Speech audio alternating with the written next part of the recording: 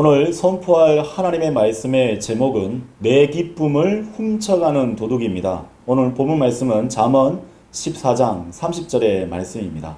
사랑하는 성도 여러분, 여러분 매일같이 아침에 일어날 때 습관적으로 하는 일이 무엇이 있으실까요? 예전에는 라디오를 켜거나 아니면은 바로 음식을 하기 위해서 눈곱만 떼고 바로 음식 조리를 하거나 등등을 했을 텐데 요즘은 스마트폰이 있지 않습니까? 그래서 눈을 뜨자마자 터치하고 움직이면서 세상이 어떻게 돌아가는지, 날씨는 어떤지 그러한 정보들을 살펴보게 됩니다. 그러다가 문득 SNS를 열게 되지 않습니까? 인스타그램이나 페이스북이나 거기 보면 화면 속에서는 내가 있는 그런 어둡고 음침한 화면과는 다르게 그 화면에는 반짝반짝한 광경들이 펼쳐지게 됩니다. 에메랄드빛 바다에서 즐겁게 웃고 있는 제 친구가 거기에 사진과 동영상을 올려놓은 거죠. 또 새로운 직함과 함께 승진했다고 알려주고 있는 동료의 모습이 거기 등장할 수도 있습니다. 또 이웃집이 또 가족들과 함께 아주 국내 또는 국외에 여행을 가가지고 즐겁게 노는 모습을 또 사진에 올려놓고 있네요.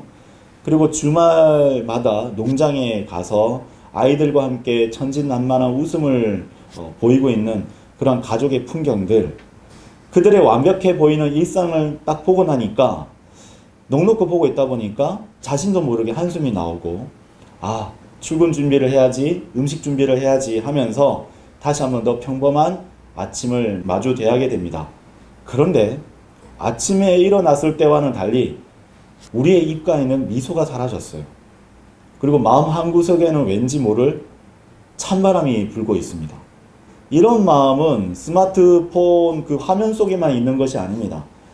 오래간만에 친척이나 친구를 만났는데 자녀의 안부를 물어요. 그러면서 자신의 자녀가 어디 공부를 잘해가지고 성적이 1등이라느니 요번에 좋은 어떤 직장에 취직을 했다느니 그런 얘기를 들려줍니다. 명절 때 친척들이 막 모였잖아요. 근데 유독 같은 나이인데도 불구하고 제 아이가 너무 작게 느껴졌을 때, 체구가 작을 때, 그러면서 친척들이 아무개야 너 아이는 왜 이렇게 작어, 좀 잘 먹이지 그랬어 등등으로 핀잔을 줄 때, 그리고 직장 동기들이 나보다 더 앞서가는 실적을 쌓아가면서 그래프를 막 그리고 있고 나중에 성과급을 많이 받게 되었을 때 나의 성과가 초라하게 느껴질 때가 있죠. 심지어 교회에서조차도 그러한 광경들이 펼쳐지게 됩니다. 다른 분들의, 다른 형제 자매들의 어떤 뜨거운 신앙 간증을 들으면 내 믿음은 왜 이거밖에 안 되는 거지? 내 믿음은 왜 이렇게 차가운 걸까라고 자책감이 밀려오는 것을 느끼게 됩니다. 이 강단에 서 있는 저조차도 그러한 경우를 맞이하게 되는데요. 다른 분들하고 이제 교제를 하거나 다른 성도분들하고 교제를 하다가 아주 크고 화려하고 멋있는 사역을 하신 목사님이 얘기를 듣게 되면은 저도 모르게 저와 제 사역이 왜 이렇게 작게 느껴질까요? 저 또한 여러분과 마찬가지의 일을 경험하고 있습니다. 주님 안에서 사랑하는 성도 여러분, 이렇게 조용히 다가와서 나의 기쁨을 빼앗고 우리를 점점 병들게 만들고 있는 감정에 대해서 저는 말씀을 드렸어요. 이 감정의 정체는 무엇입니까? 바로 비교입니다. 바로 비교하는 것이에요.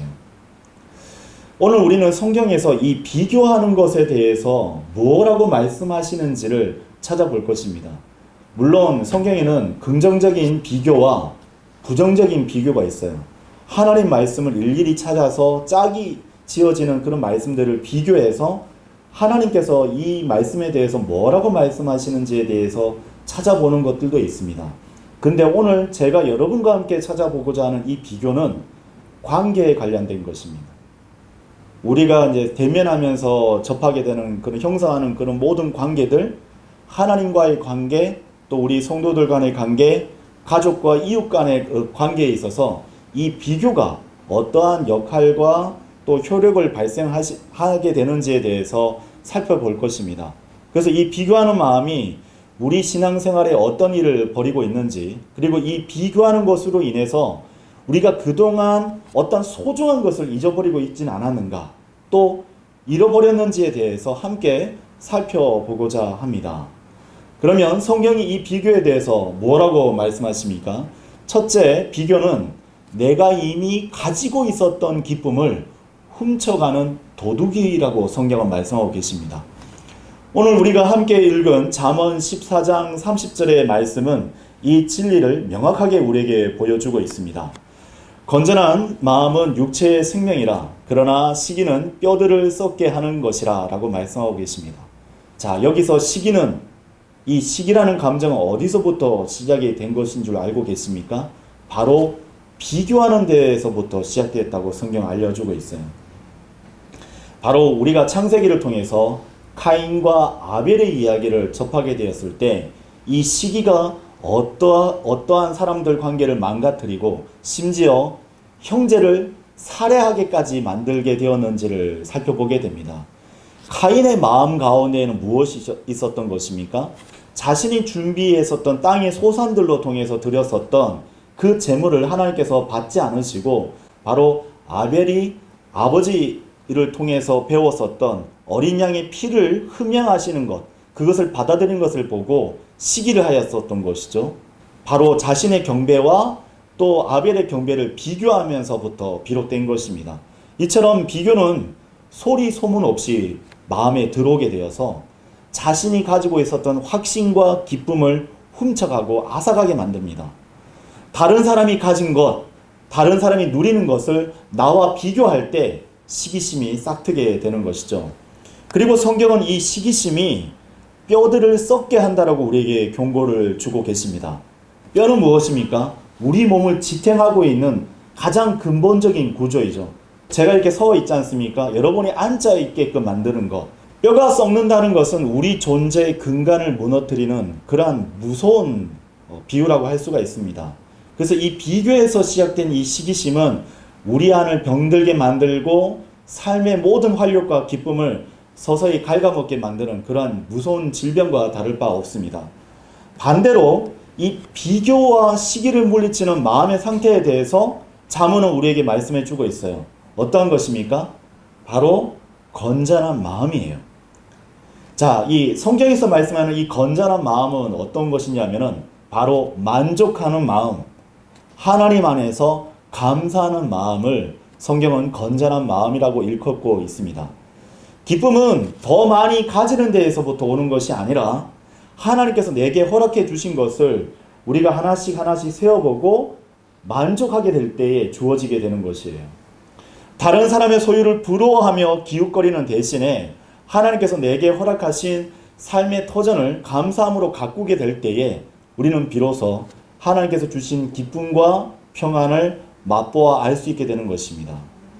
하나님 안에서 나의 가치를 발견하고 내게 주신 삶을 만족하게 될 때에 우리의 마음은 평안과 기쁨을 얻고 그것이 우리의 육신에 생명을 공급해 주게 되는 것입니다. 만약 우리가 비교를 했는데 우리의 처지가 그렇지 못하는 것에 대해서 낙담하게 되면 우리는 주저앉게 되죠. 그리고 더 이상 앞으로 나아가지 못하게 됩니다. 바로 엘리야가 그러했지 않습니까? 그러하기에 우리가 하나님께서 주신 것들로 만족하고 감사함으로 나아가게 됐을 때에 우리는 비로소 육체에 생명력이 넘치게 되는 것을 경험하게 됩니다. 오 나의 혼아 주를 찬양하라. 그리고 그분의 모든 은총들을 잊지 말라. 시편 103편 2절의 말씀입니다. 성경은 감사가 하나님께서 내게 베푸신 것을 잊지 않는 것에서부터 시작된다고 알려주고 계십니다. 다윗은 스스로에게 명령을 했어요. 이와 마찬가지로 우리는 하나님께서 내게 주신 은혜를 기억하고 찬양할 줄 알아야 하는 것입니다. 감사는 좋은 상태에서 이것이 나오는 감정이 아니라 어떠한 순간에도 하나님께 나아가서 마땅히 보여야 되는 믿음의 태도이자 하나님의 뜻인 것입니다. 우리가 믿음을 온전히 갖고 있게 되면 하나님을 붙들 수 있게 되는 것이죠. 그때 나오는 자연적인 산물이 무엇이냐면 바로 감사인 것이에요. 이 감사의 대상은 다름 아니라 바로 하나님께 온전히 고정되어 있어야 돼요. 그리고 우리의 감사가 예수 그리스도의 이름으로 힘입어서 드리는 신앙 고백이 되어야 합니다. 진정한 감사가 발휘될 수 있는 것은 더 많은 것을 소유하는 것을 통해서 얻게 되는 것이 아니라 하나님께서 내게 주신 것들을 세어보는 것에서부터 비로소 시작될 수 있는 거예요. 여러분, 하나님께 받은 감사의 제목들이 무엇이 있습니까? 그것을 하나씩 하나씩 세워보십시오. 그렇게 나아가게 되면 하나님께서 우리의 마음을 주관해 주시고 화평 가운데 이끄는 것을 경험하게 됩니다. 성경 골로새서 3장 15절은 이렇게 말씀하십니다. 그리고 하나님의 화평이 너의 마음을 주관하게 하라. 우리가 건전한 생각의 영 가운데 있게 되었을 때에, 만족하게 될 때에, 감사하는 마음을 품게 되었을 때에 하나님의 화평이 우리 마음을 주관할 수 있게 되는 거예요. 그리고 그 화평이 이루도록 너희 또한 한 몸 안에서 부르심을 받은 것이니라. 그리하여 너희가 감사하는 자가 되라라고 사도 바울은 우리에게 알려주고 있는 것입니다. 사랑하는 성도 여러분, 하나님 앞에서, 하나님 안에서 감사를 드리는 성도들이 되시길 바랍니다. 이렇듯 우리가 구원받아서 하나님의 자녀가 되고 예수 그리스도 안에서 화평을 누리게 된 것 그 자체가 바로 가장 큰 감사의 제목이 되는 것입니다. 나 같은 죄인을 구원하신 그 독생자 예수 그리스도를 바라보게 되었을 때에 찬송과 가사들이 바로 나의 신앙 고백처럼 느껴지게 되는 것이죠. 구원의 은혜를 아는 자는 마땅히 하나님 앞에서 감사를 드리는 자로 살아가게 되는 것입니다. 비교의 안경을 벗어버리고 감사의 안경을 쓰십시오. 그러면 내 삶에 숨겨져 있었던 하나님의 놀라운 축복들이 여기저기 보이게 되는 것입니다. 그러기 위해서는 여러분이 감사를 하는 것에 대해서 방해했었던 것들을 한 번씩 짚어볼 필요가 있습니다. 가장 대표적인 게 무엇이 있을까요? 바로 스마트폰입니다. 여러분, 스마트폰을 내려놓으셔야 됩니다. 스마트폰을 들여다보는 시간을 극단적으로 줄이셔야 돼요. 휴대폰을 사용하지 말라는 말씀을 제가 드리는 게 아니에요. 사용하셔야죠. 통화도 하고 또 오고 가는 부분들에 대해서 문자도 살펴보셔야 되지 않습니까? 그런데 불필요하게 스마트폰을 보시지 않으셔야 돼요. 다른 사람이 아니라 하나님 앞에서 나 자신을 들여다보고 내게 주신 것들을 헤아려보는 시간을 가지셔야 됩니다. 한번 생각해 보십시오. 나의 건강한 몸, 하나님께서 내게 주신 사랑하는 가족들, 따뜻한 집이 있지 않습니까? 그리고 날마다 하나님께서 일용할 양식을 주셨어요. 그리고 무엇보다도 나를 구원하신 주 예수 그리스도의 그 놀라운 은혜와 사랑을 한번 떠올려 보십시오. 그러다 보면 비교의 소음이 엄청 시끄럽게 막 울려 퍼지고 있을 때에도 의지적으로 나의 눈을 들어서 감사의 제목을 들여다볼 수 있게 되는 것입니다. 그리고 이렇게 고백하십시오. 하나님 감사합니다. 하나님 감사합니다. 이렇게 의지적으로 하나님께 드리게 되었을 때에 이 감사의 고백이 우리를 썩게 하는 그 시기심을 몰아내게 될 것입니다. 그리고 우리 안에 기쁨이 샘솟도록 그 모든 허물어뜨렸던 잔해 가운데에서 그 기쁨의 샘을 드디어 발견할 수 있게 되는 것이죠. 여러분의 삶이 이 비교의 덫과 또 비교의 안경을 벗어버리고 주님께서 주시는 기쁨과 평안을 맛보는 여러분 모두가 되시기를 바랍니다. 성경이 비교에 대해서 뭐라고 말씀하십니까? 그 두 번째로 비교하는 성도는 비참해지거나 교만에 빠질 수 있게 됩니다. 여러분, 이것은 참으로 두려운 일이죠. 우리 다 함께 누가복음 18장 11절에서 14절까지의 말씀을 보시겠습니다. 그 바리새파 사람은 서서 본인이 이렇게 기도하였느니라. 하나님, 제가 다른 사람들과 같지 아니함을 제가 당신께 감사하노니 곧 착취하는 자들이나 부당한 자들이나 간음하는 자들이나 바로 이 세리와 같지 아니함을 감사하나이다. 저는 일주일에 2번 금식하나이다. 저는 제가 소유한 모든 것에 11조들을 드리나이다. 그런데 멀리 떨어져 서 있던 세리는 그의 두 눈을 하나님께 들어 올리지조차 못하고 다만 자기 가슴을 치며 말하기를 하나님께서 죄인인 저에게 자비를 베풀어 주시기를 바라나이다 하였느니라. 내가 너에게 이르노니 다른 한 명보다도 오히려 이 사람이 정당함을 입증받아 자기 집으로 내려갔느니라. 이는 스스로를 크게 높이는 모든 자마다 낮춰질 것이요 스스로를 겸손하게 하는 자는 크게 높여질 것이기 때문이라 라고 말씀하고 계십니다. 여기 보면 바리새파 사람 한 사람과 또 세리가 등장하게 되죠. 우리 각자는 마음속에서 눈에 보이지 않는 저울을 하나씩 가지고 있습니다. 우리는 습관적으로 다른 사람을 이 저울 한쪽에, 그리고 나 자신을 다른 한쪽에 올려놓고 무게를 잽니다. 나보다 잘나고 앞서가는 사람을 저울에 올릴 때에는 저울이 나를 향해 기울여지게 되잖아요. 그러면 비참함과 열등감이라는 그 무거운 추에 매달립니다.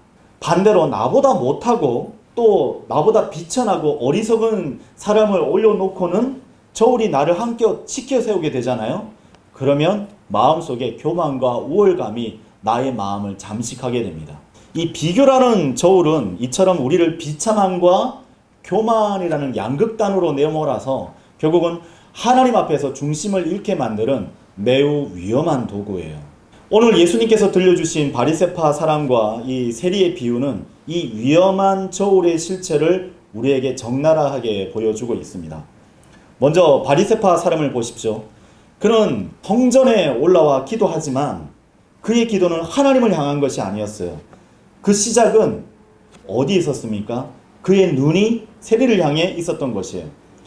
하나님, 저는 이 세리와 같지 않음을 감사합니다 라고 고백했던 것입니다. 오늘날 교회 안에서도 이렇게 고백하는 성도들이 있습니다. 주님, 제가 저 어리석은 성도와 같지 않은 것으로 인해서 감사드립니다. 주님, 저는 저렇게 시기와 질투와 또 교회 문제를 일으키는 저 성도와 같지 않은 것으로 통해서 하나님 감사를 드립니다. 그런 마음에서 나오는 감사는 다른 사람과의 그 비교 위에서 세워진 교만 위에서 싹트진 쓴 열매와 같은 거예요.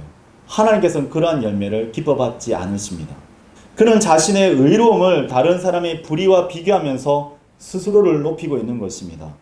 이 비교의 저울질은 그를 영적으로 교만하게 만듭니다. 그리고 정작 자기 안에 있는 죄를 들여다보지 못하게 만들어 버리는 거예요. 결국 눈뜬 장님과도 같은 상태에 머물게 되는 것입니다. 어쩌면 그는 스스로를 만족했는지는 모르겠지만 하나님 안에서는 매우 가난한 사람이에요. 빈손으로 내려가게 되는 것입니다. 반면에 여러분 세리를 한번 들여다보십시오. 그는 감히 고개조차 들지 못했어요. 그의 시선은 옆 사람이 아닙니다. 다른 사람들이 아니에요. 하나님만을 바라본 것입니다. 그는 자신을 다른 죄인과 비교하면서 위안을 삼지 않았어요. 도토리 키재기처럼 제가 저렇게 악한 사람보다 제가 더 낫지 않습니까? 라고 위안을 찾지 않았습니다. 그는 절대적인 의신, 거룩하신 하나님 앞에서 자신의 비참한 실상을 들여다본 것이에요. 그래서 가슴을 치면서 하나님이여 나를 불쌍히 여기소서, 나는 죄인입니다 라고 부르짖을 수 있었던 것입니다. 그의 마음은 비교가 아니었어요. 그는 자기를 똑바로 쳐다본 것입니다. 그리고 자기 안에 있는 죄를 정확하게 들여다본 것이에요. 그것으로는 내가 하나님 앞에 나아갈 수 없다라고 비통하였던 것입니다. 여러분, 그렇게 깨닫게 되었을 때에 하나님께서 임하시는 은혜가 자리가 되는 줄로 여러분 믿으시기를 바랍니다. 이 두 사람과의 어떤 크나큰 차이점, 이것에 대해서 예수님께서 내린 결론은 참으로 충격적이라고 할 수 있습니다. 한 사람은 정당을 입증받아서 내려갔다고 얘기하고 있고요. 다른 한 사람은 비참한 가운데 여전히 있다라고 하나님께서 정의 내려주셨던 것입니다.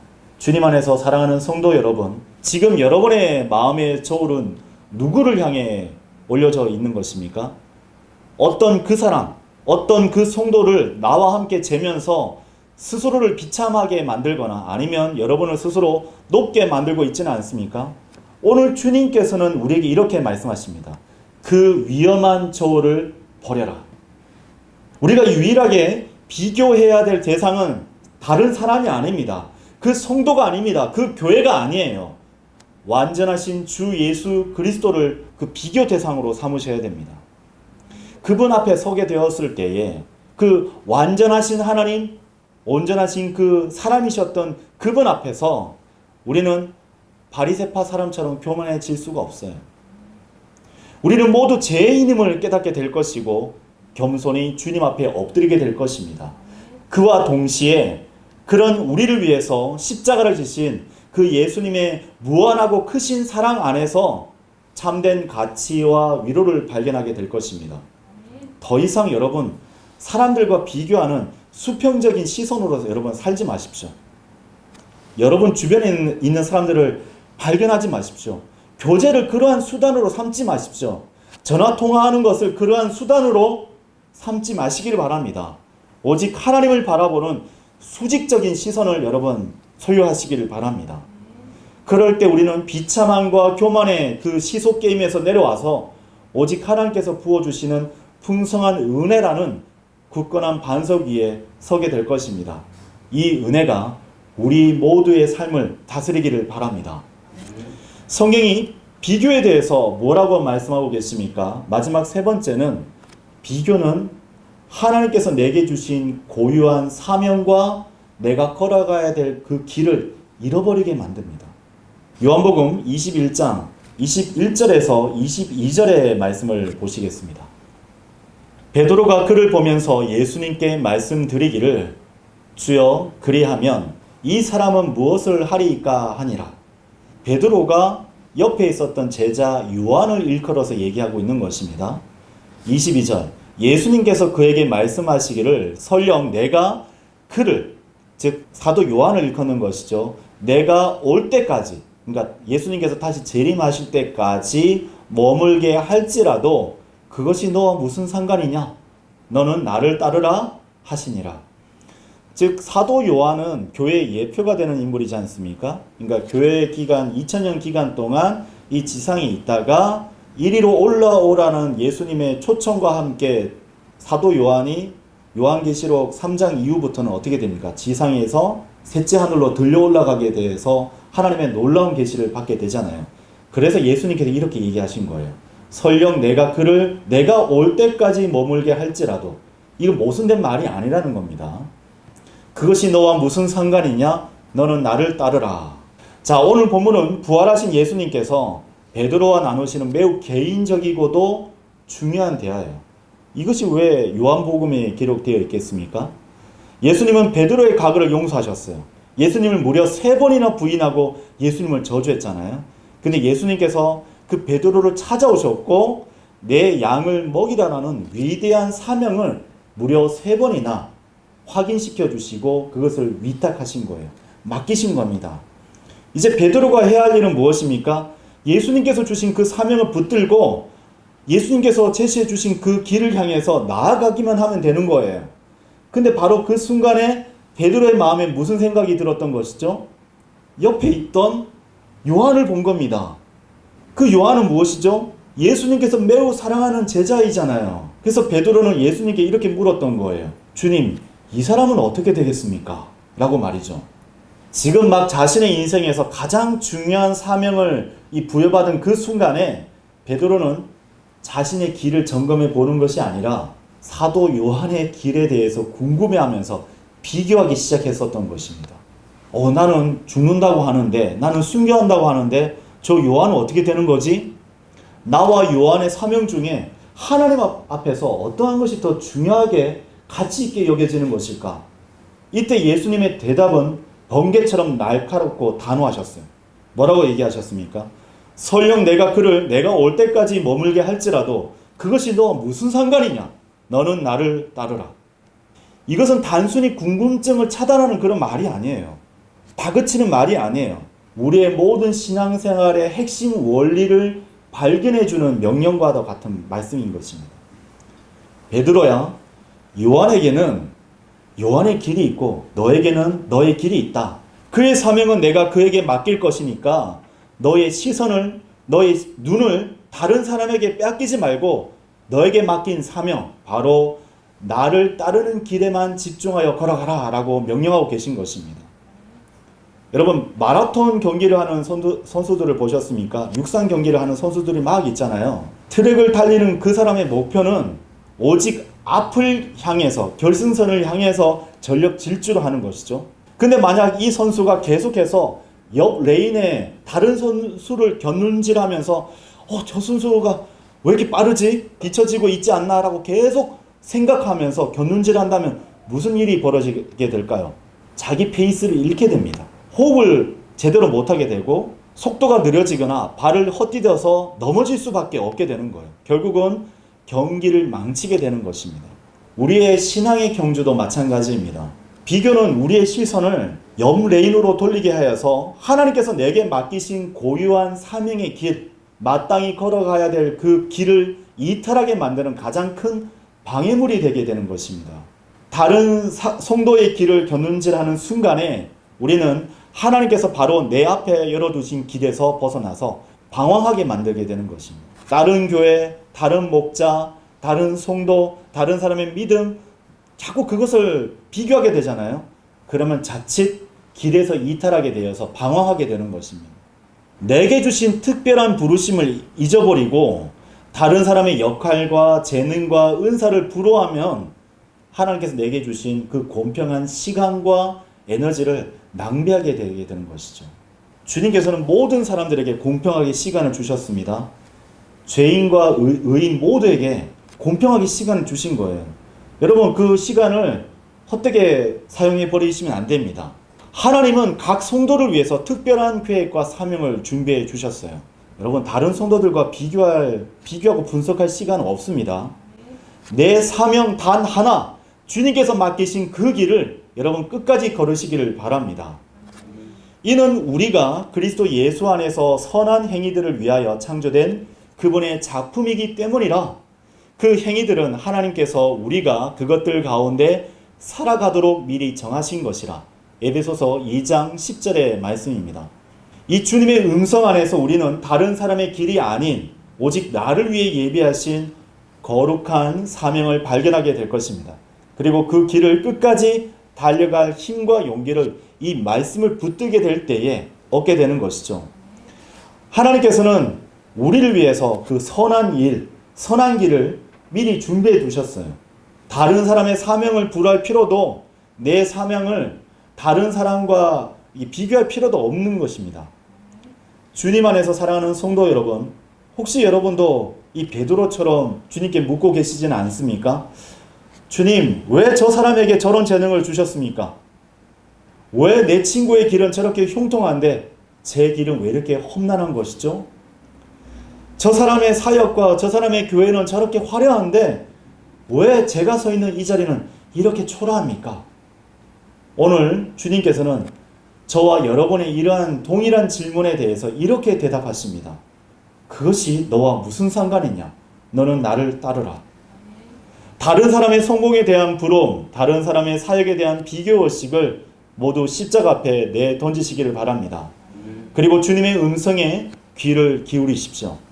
주님은 바로 오늘 우리에게 이렇게 말씀하고 계시는 것입니다. 우리의 가정, 우리의 직장, 우리의 교회에서 우리만이 할 수 있는 고유한 일이 있습니다. 여러분, 비교의 견눈질을 이제는 멈추십시오. 우리가 서 있어야 할 그 레인에서, 트랙에서 우리의 어떤 페이스를 잃지 않고 우리의 속도로 우리에게 주신 그 사명의 길을 완주하는 것, 그것이 하나님께서 바라시는, 가장 기뻐하시는 삶인 것을 여러분 깨달아 아시기를 바랍니다. 너는 나를 따르라 라는 주님의 이 준엄하고 사랑 가득한 명령에 아멘으로 순종하는 저와 여러분이 되기를 바랍니다. 이 설교의 결론을 맺겠습니다. 오늘 우리는 성경을 통해서 이 비교라는 보이지 않는 감옥의 존재와 그 영향을 함께 살펴보았습니다. 어쩌면 지금 이 순간에도 많은 성도분들이 이 감옥 안에서 신음하면서 다른 성도의 삶을 부러워하고 자신의 삶을 비관하고 있는지도 모르겠습니다. 나는 왜 저 사람처럼 살아가지 못하는가? 나는 왜 이렇게 부족하지? 나는 왜 이렇게 비참하고 가난하지? 이런 절망적인 질문을 계속 스스로에게 던지고 있을지도 모르겠습니다. 그렇다면 이 지긋지긋한 비교의 안경, 비교의 저울, 이 비교의 감옥에서 벗어날 수 있는 방법은 무엇이죠? 어떻게 해야 이 쇠사슬로부터 탈출할 수 있게 되는 것입니까? 그 열쇠는 단 하나입니다. 여러분의 시선을 하나님께 고정시키는 거예요. 너무나 단순합니다. 여러분의 시선을 옆사람을 견눈질하는 수평으로 두지 않고 여러분 수직으로 해서 주님만을 바라보십시오. 우리의 기준이 세상의 성공이나 다른 사람이 아니라 오직 우리를 위해서 자신을 내어주신 주 예수 그리스도께 고정되어야 하는 것입니다. 여러분, 예수님을 바라보십시오. 그러면 도둑 맞았던 그 기쁨을 되찾아오는 그 수준을 넘어서 세상이 줄 수도 없고 빼앗아 갈 수도 없는 그 하늘의 기쁨, 그 화평을 맛보게 될 것입니다. 예수님만을 바라보면 그 열등감도 교만도 메말라 버리게 돼서 맥을 못 추게 됩니다. 그리고 드디어 예수님께서 제시하시는 그 십자가 앞에 서십시오. 그러면 교만할 수도 없고 비참해질 수도 없습니다. 오직 나는 죄인이지만 그럼에도 불구하고 목숨 다해 사랑받는 하나님의 자녀라는 그 흔들리지 않는 정체성을 그 겸손하게 붙들게 될 것입니다. 그리고 마침내 드디어 그분의 음성을 듣게 될 것이에요. 다른 사람의 운명을 묻던 베드로에게 하셨던 그 음성, 바로 오늘 우리에게 외치는 그 명령을 듣게 될 것입니다. 그것이 너와 무슨 상관이냐? 너는 나를 따르라. 이 음성 안에서 우리는 다른 사람의 길이 아닌 오직 나만을 위해 예비된 거룩한 사명의 길을 발견하고 그 길을 힘차게 달려갈 능력을 공급받게 될 것입니다. 이제 여러분 결단하십시오. 더 이상 비교의 노예로 이 비교의 습관을 과감하게 버리기로 여러분 선포하시기를 바랍니다. 그리고 여러분의 손에 들린 그 비교의 저울을 이제 당장 바닥에 내던져서 다시는 꺼내들지 않기를 바랍니다. 그리고 우리의 눈을 들어서 믿음의 창시자요 완성자이신 예수님을 바라보십시오. 여러분이 이 비교의 저울을 내려놓고 주님의 손을 붙드는 바로 그 순간 여러분은 진정한 자유를 맛보게 될 것입니다. 주님을 위해서 사는 그 삶, 이웃의 기쁨을 나의 기쁨처럼 함께 기뻐해 줄 수 있는 그 자유, 그리고 하나님께서 오직 나에게만 주신 거룩한 사명에 온전히 헌신할 수 있는 그 복된 자유를 누리는 저와 여러분이 되기를 바라며 이 설교를 마치겠습니다. 감사합니다.